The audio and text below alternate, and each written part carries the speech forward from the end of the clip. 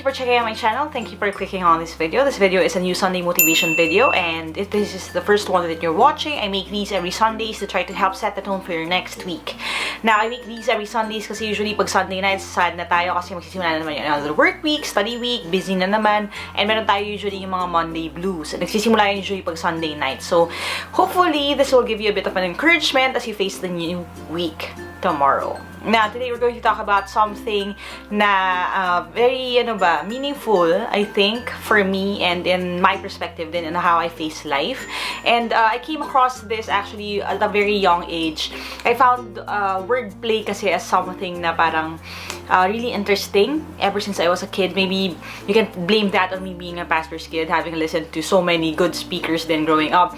Yung wordplay na tinatawag kasi basically is when you hear a word, tas parang it may mean the same or differently sa ibang mga words, and you kind of find a different meaning or a different perspective on them.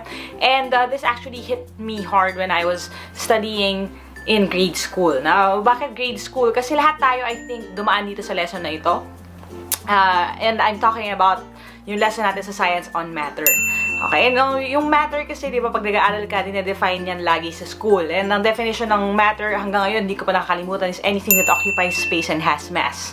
So we define matter as anything basically in this world na nag-occupy ng space at may mass. So what that means is that everything here is matter, including us. And I love the wordplay din ng matter kasi there is another definition for the word matter, which is, di ba, if something matters, ang ibig sabihin it is important. So, ang matter as a noun, okay, is anything that occupies space and has mass. Pero matter as an adjective, okay, or as a verb, iba na yung ibig sabihin niya. Ang ibig sabihin niya na is something that is important, that something that is of value. So, if you say to a person na, you matter to me, okay? Ang ibig sabihin nun is important ka, or if you want to matter as an action, then ibig sabihin nun gusto mo magkaroon ng significance or value. And what I loved about that is that as a young kid, diba, growing up, it kind of helped determine the way that I looked at things. It always has been a challenge din sa akin growing up to matter and not just be matter. Ulitin ko yun, ha? You have to kind of think of it that way then, na don't just be matter, aim to matter. Okay? How do you matter? Okay? Without just being something that occupies space and has mass, or basically just sitting there na wala namang masyadong importance or significance. How do you matter? Okay? How do you stop being just matter and how do you actually matter? I think one of the beauty din ng language is that yun nga, yung when we talk about parts of speech, diba? When you talk about matter as a noun, it's different from matter as a verb. Kasi ang verb or action word, ang ibig sabihin nun, it's something that you have to do. And in that definition on how you should matter, dun din nagkakaroon ng pagkakaiba. Don't just be matter, don't just stand there, sit there as an object. Matter as in do something, verb, action word siya. So what do you need to do? And we are kicking off this series this week. It's going to be a series of 5 videos in which I will talk about some tips or yung perspective ko, advice ko sa inyo guys on how you could matter in life. Kasi nga again, I think that was something that I found helpful din in my life. Ever since I was young, I wanted to matter. I wanted to maybe have an impact, a positive impact in this world, and that influenced a lot of my choices. Some of them are things na I think you would appreciate too, so that's what we're going to talk about. Now, in this first video, we're going to talk about yung first letter, which is yung M. Okay? Yung M ng matter, nandito sa ating series ng How to Matter, is make the most of every opportunity. Make the most of every opportunity. What does that mean? Dito kasi sa mundo, we have a very limited amount of opportunities. And that is not something na we like talking about. Kasi there is a feeling na parang indestructible tayo sometimes. There's a feeling na parang marami pa tayong time or marami pa tayong pwedeng gawin, marami pa tayong opportunities, especially when you're young. But the truth of the matter is, we never really know talaga when our lives will end. Just this past week, di ba sa news, ang daming mga people who lost their lives. Iba-ibang dahilan, iba-ibang situation. Some of them just sitting in their houses, some of them just driving or doing something na they regularly do. And still, di ba, death comes to all. Sometimes dun sa mga least expected na mga pagkakataon. What does that mean? we have to make the most of every opportunity. We have to acknowledge that we have a limited number of time in this world. And I like that the Bible also says that. In Psalms, it says, the psalmist writes, teach us to number our days. Okay? Ano ibig sabihin ng number our days? Turuan mo kami na bilangin kung ilan na lang natitira naming panahon. Okay? And in that, find the heart of wisdom. Bakit? Kasi I think if you really put it into your heart na meron kang lang limited na opportunities or shots in this world, then you would learn how to value each one of them. And you will learn to live your life based on that. And again, something din na I try to live by, yun yung iniisip ko lagi, na if for example, I meet a person, I only have a limited amount of time with that person, so I want to make that time meaningful. And I hope that you guys notice that whenever I meet some of you guys, na when we interact, I try my best to be there, to be attentive to you, kasi I know na we have a limited amount of time to be together. When you send messages or when you ask for advice, I try my best to be as attentive to you as possible, kasi I know nga limited lang yung mga shots natin, or limited lang yung pagkakataon natin or opportunities natin to be together.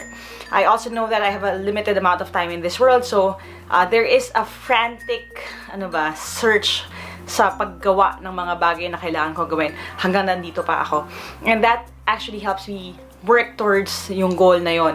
One of my goals really is to finish everything, to teach everything I could teach as soon as possible. That way, di ba, parang magkaroon naman ng meaning din yung life ko. I want to matter in that way. Na whatever little I learned, I was able to teach to you guys. And that is kind of my battle cry then as I live my life. And I hope that was something then you can put into consideration whenever you make decisions in life. You have to know that there is a limited amount of time sa lahat ng mga ginagawa natin. Hindi tayo immortal. Hindi tayo masyadong malakas. Hindi tayo masyadong successful or mayaman na magkaroon ng unlimited number of opportunities. So you have to make every opportunity count. And how do you do that? Okay? Now, there are just a few things that I want you to understand. Okay? Maliban sa fact na opportunities are limited, you have to understand na opportunities, okay, doesn't necessarily equate to success. I want you to give yourself a bit of a leeway then. And we're going to talk about that in the next video. Okay? But ang importante lang ngayon is that when you recognize opportunities, say yes, try it out, and do what you can to learn everything that you could dun sa pagkakataon na yun. One of you guys, Randy, asked me, how did you become a good speaker coach? Parang ganun. I think na panood niya yata yung live stream nung Blogapalooza panel nangyari last week. And he said, how could you speak parang ng impromptu, or how do you speak off the top of your head, tas parang you really know what you're talking about. So how did you become confident? Now, the truth of the matter is that did not come overnight. And I think that is also a product of this na tinuturo ko sa inyo, which is make the most of every opportunity. Kasi even as a young kid, whenever I want to learn something or I want to develop a new skill, one of the things I love to do is to take every opportunity to do it. For example, when I was trying to learn how to play the drums, I wasn't really the first choice ng drummer dun sa church namin kasi I really wasn't that good, no? But one thing na I did was nag-aabang ako, and me and my sister and our bandmates, okay, kasi we were the only girls who played instruments then. One thing we usually did was nag-aabang kami pag merong mga magpa-practice every time bukas yung church, or alam niyo, available instruments to play. Naghihintay kami or nanonood kami dun sa mga kuya namin or kung sino man yung tumutugtog, and then mag-aabang kami. Tapos pag dulo na ng practice, patapos na sila, and kaya nag-decision sila, kakain kami sa labas, we will end early. Ang gagawin namin is we will take that opportunity to practice, to play, to learn. Nag-aabang kami kung kailan kami patutugtugin, kahit special number, kung sinong may birthday, kung anong anniversary yan, saan kami papadala, kahit sa dulo ng bundok, kung saan kami nakakarating. Because we really wanted to hone that skill. And that eventually turned into speaking. When I started speaking, any church, any opportunity, I was hosting events mula sa pinakamaliit, as in binyag, with maybe 20 to 30 guests hanggang sa maramihan na, mga 200 to 300 people. So, all of these things, I try to make the most of all of those opportunities na binibigay sa akin, big or small. I say yes, I try it out, and then I learn from it. Now, why am I telling you this? Kasi ito na naman, magsisimula naman tayo ng bagong parang segment or chapter ng ating mga buhay. If you're taking the civil service exam, magsisimula na naman ang bagong review season. If you're taking a new parang course, okay, for those of you guys who are preparing for the college entrance test, then this will be a new chapter in your life, and you will be given some opportunities, okay? Maybe a lot of opportunities for you guys to grow, and I want you to be ready for those and to make the most of every opportunity. One thing kasi na I realized in my journey is that I was never really the best at everything that I tried out, lalo na off the bat. Lagi akong behind. When I played the drums, or when I learned how to play the drums, I was actually the worst. I don't know if you already know this, but I was the worst of all of us na nag-aaral. 8 kami na students, if I'm not mistaken, and ako yung pinaka-bad at it. So I was the worst of us. However, okay, one thing that set me apart from the rest of my classmates is that after the workshop ended, I just never really stopped. I just tried and tried and tried, and practiced until eventually my arsenal grew. So ano ibig sabihin nun? It really is not about talent all of the time. You may be parang weak at certain points. You may not be the best right off the gate. Hindi ikaw ang pinakamagaling sa lahat. But if you learn how to make every opportunity count, every shot count, then you would be better. And maybe you can even outlive or outgrow those who started out ng mas lamang sa'yo.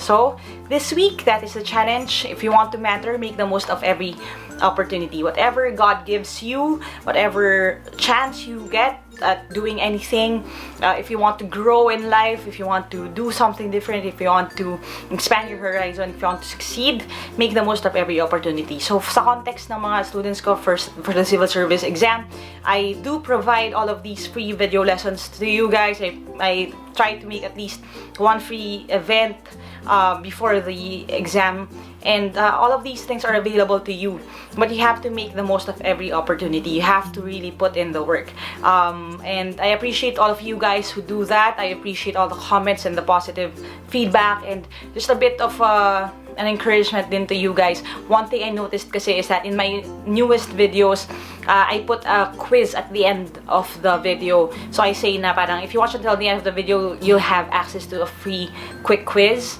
And one thing I noticed is that mga around 10 to 20% lang of the people who watch the video lessons actually answer yung quick quiz. And even lower pa yung percentage ng people na nagko-comment ng score nila. What that means lang is that not everyone makes the most of the opportunity to learn, but those who do, they really stand out. And I always keep parang secret or parang special place in my heart for those people who really try their best. I remember their names kasi lagi sila nagko-comment, and I always say a little extra prayer for them kasi I believe that God can really bless the work of our hands. But if you're not working, ano naman yung bless ni Lord, diba? So, that's just a bit of an encouragement for you guys. This, what I do, yung mga things I teach, all of these are opportunities, but you have to make the most of them because it's really limited. I will not be with you guys forever. I may not be able to do this, okay? Kasi it's not as lucrative as you would think. So I may not be able to do this forever. But as long as I'm here, I hope that you make the most of every opportunity. So that's it for now. And next week, we're going to talk about the next one. And I hope that this can be a bit of a challenge to you rin, guys. This week, don't just be matter, aim to matter. Okay? Matter, aim to be valued, aim to be important, aim to be a positive influence in this world. And I hope that you really make the most of every opportunity that you come across this week. So I hope that was encouraging for you guys. If it was, click thumbs up. Share this video with your friends, lalo kung tingin nyo ma-encourage din natin sila. And as always, if you want to reach out to me directly for advice, motivational quotes, or anything personal like that, you can go to www.facebook.com/AteLyqaMaravilla. And for yung mga civil service or UPCAT or college entrance test questions or anything like that. Pag math, language, logic, go to www.facebook.com/Team Lyqa for the viewers and all of the free quizzes and stuff that I post. Thank you guys for watching, and God bless you guys. Never stop learning. Adja, kaya niyo yan. Go and be a blessing this week. I love you all, and I'll see you on my next video. Bye for now.